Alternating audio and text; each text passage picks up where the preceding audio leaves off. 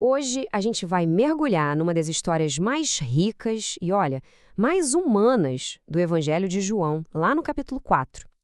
É uma daquelas narrativas que, mesmo com o passar dos séculos, sabe, continua falando muito alto sobre como a gente pode quebrar barreiras e sobre como uma única conversa pode transformar tudo.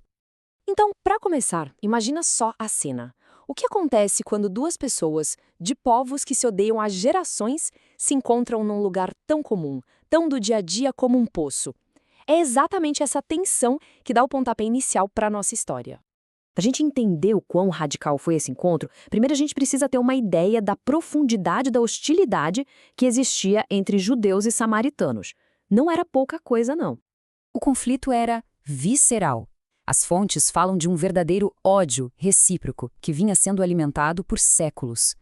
De um lado, você tinha os judeus, com seu templo sagrado em Jerusalém. Do outro, os samaritanos, que ergueram o próprio templo no Monte Gerizim.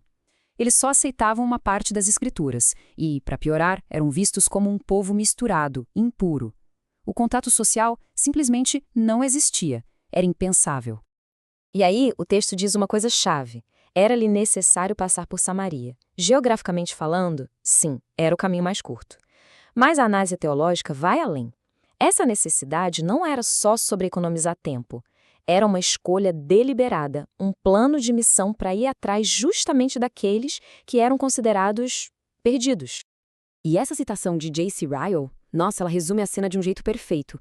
O Senhor de toda a criação ali sentado, cansado de uma viagem como qualquer um de nós ficaria, mas com um propósito muito, muito maior: encontrar uma pessoa.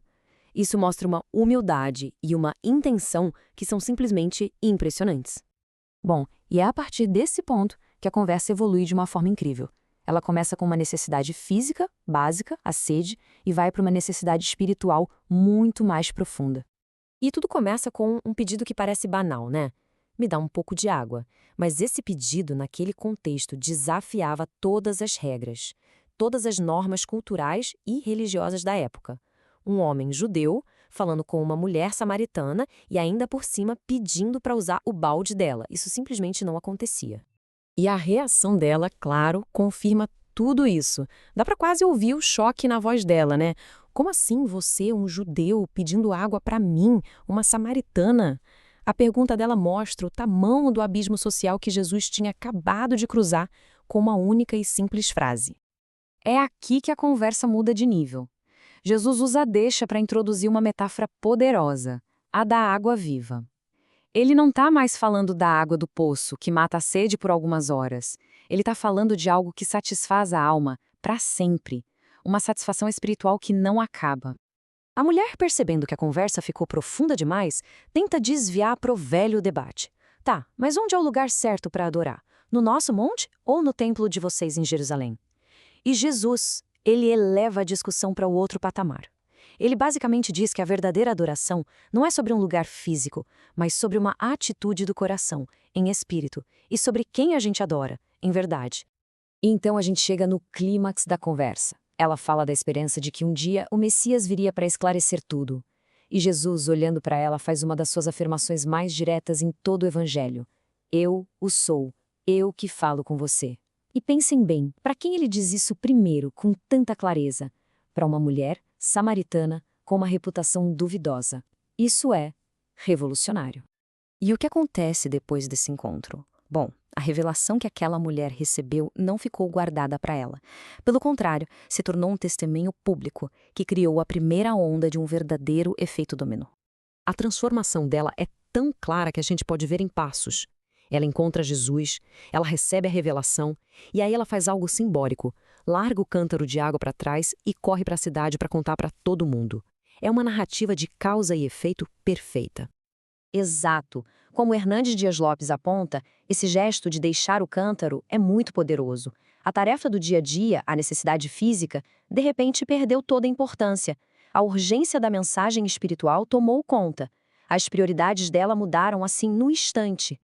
E o testemunho dela é de uma autenticidade incrível. Ela não chega na cidade fazendo um grande discurso teológico. Não, ela simplesmente compartilha a experiência pessoal dela. Venham ver um homem que me disse tudo o que eu já fiz. É essa honestidade brutal que mexe com as pessoas e desperta a curiosidade de toda a cidade. Então, o testemunho dela foi a faísca à porta de entrada. Levou as pessoas até Jesus, mas o que realmente firmou a fé daquela cidade foi o encontro direto, foi ouvir a mensagem por si mesmos. A experiência pessoal abre o caminho, mas a convicção profunda vem do contato direto. Mas a história não para aí, não. O impacto desse encontro continuou a se expandir, como as ondas na água, sabe? Influenciando até os discípulos de Jesus e chegando muito, muito mais longe.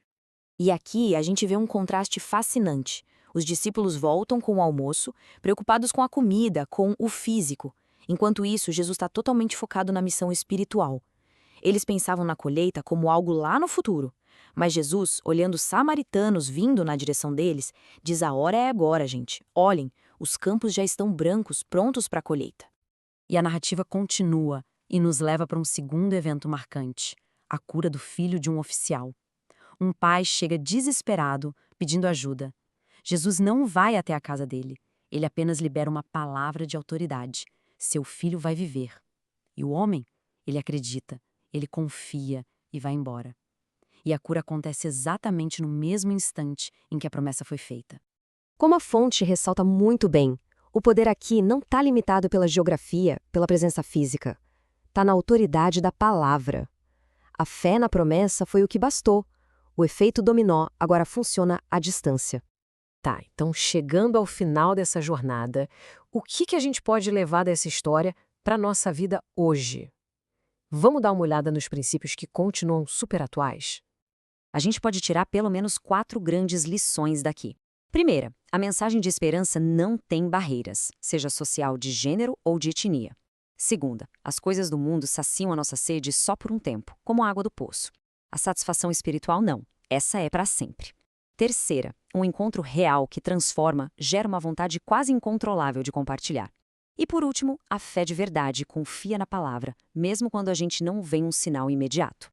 E para a gente fechar, fica essa reflexão. A mulher samaritana deixou o cântaro dela para trás, um símbolo de tudo que aprendia, das suas preocupações. A história meio que nos cutuca e pergunta: quais são os cântaros na nossa vida, as rotinas, as preocupações, os medos, que talvez a gente precise deixar de lado para poder compartilhar algo de valor que a gente encontrou?